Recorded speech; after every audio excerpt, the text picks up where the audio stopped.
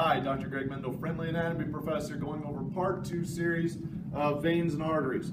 We're going to look up here. This is supposed to be the legs and the waist. We know that when we start, we have the abdominal aorta.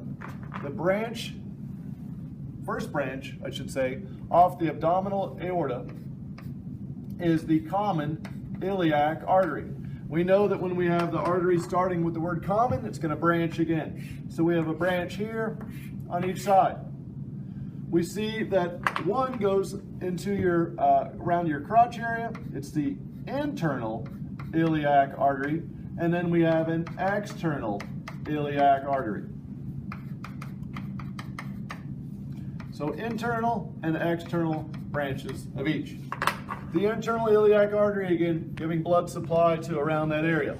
The external comes down, pierces through around the I should use that white, around where it goes through your stomach wall and comes out into your leg. Now this same branch that was abdominal, then common iliac, now external, is going in front of the femur. We're going to call that the femoral artery. There, we're going to draw a patella here. All right. There is a branch off the femoral artery coming in called the deep femoral artery. That artery from the femoral artery will continue on, dive into the leg, and come out in the back. So because it's posterior, I'm going to draw it kind of dashed. It's going to now go behind the patella. When it's behind the patella and behind the knee, that's called the popliteal region of the knee. So it went from femoral artery to now popliteal artery. So we're going to call that the popliteal artery behind the knee. One branch is going to branch. One branch is going to go in the front of the leg. The other branch is going to go in the back of the leg. So because it's posterior, I'm drawing it dashed.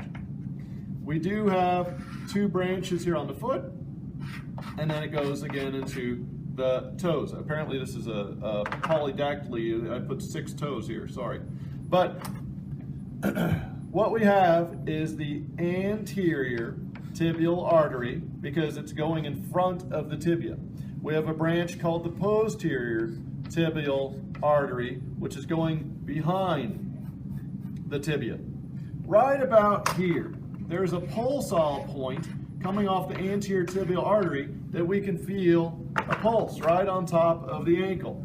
That is called the dorsalis pedis artery, and it is one of your pulsal points which we check. We have 2 branches here. One's going to be kind of on your lateral foot, which is a lateral plantar artery, and we have one on the medial side, so the medial plantar artery. These are still digital arteries, the exact same as what we had in the fingers. Now, as far as venous supply, what's different? Do we have an anterior tibial vein? Yes. Posterior? Yes. Popliteal vein? Yes. Femoral vein? Yes. External iliac vein? Internal iliac vein? Common iliac? Yes. Remember, we still have the inferior vena cava, which is a different name than abdominal, obviously than aortic. We have 2 veins that are different. One of them goes from near the medial aspect of your leg, near your crotch, comes all the way down and goes down to your foot. That one is called the great saphenous, so let's put a V there. The great saphenous vein. Not sciatic. I've heard people say great sciatic. It's saphenous vein, not sciatic. The second one, the small saphenous vein, is on the lateral aspect. It starts around the knee, comes down. That's the small saphenous vein. And so we have the great saphenous vein, small saphenous vein. I don't think there's anything else you need to know on this one. We're done with this video.